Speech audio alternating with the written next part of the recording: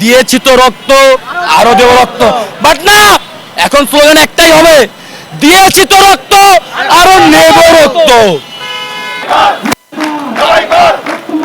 আসলে আমাদের এই আগ্রাসন, ভারতীয় আগ্রাসনের বিপক্ষে আমাদের এই ছাত্র জনতা, এই জুলাই যোদ্ধাদের হারানোর কিছু নেই।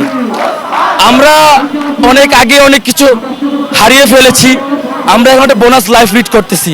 আরে আমরা তো সেই যোদ্ধা যারা মায়ের উদর থেকে রাজপথে এসেছি শহীদ হওয়ার তামান্না নিয়ে। আমি বলবো, আওয়ামী লীগের দোসরদের বলবো, you are fail to killed, you are fail to killed Abrar Fahad, you are fail to killed Abu Sayed, you are fail to killed Mir Mugdho, you are fail to killed Osman Hadi. You are killed in a person but can never killed his in idea.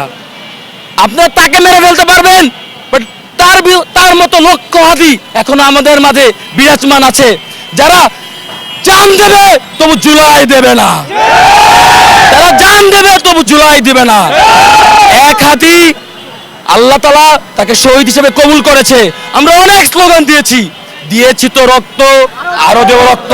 But না, এখন slogan একটাই হবে, দিয়েছি তো রক্ত, আরো নেব রক্ত। আমরা শহীদ হওয়ার তামান্নায় রাজপথে এসেছি, মায়ের দোয়া নিয়ে এসেছি যে মা যদি মারা যায় শহীদ হিসেবে কবুল হব, কিন্তু হাদিবের খুনির বিচার না করে এই রাজপথ থেকে আমরা যাব না। যেই ভারতে খুনি নয় সেই ভারত বন্ধু নয়, যেই ভারতে খুনি নয় সেই ভারত বন্ধু নয়। আমরা মাফ চাইনি, আমরা শান্তিতে থাকতে চেয়েছি। ক্ষমা করা যদি ভুল হয়ে থাকে, আমরা প্রতিজ্ঞাবদ্ধ, আমরা শপথ নিলাম আর ক্ষমা করব না।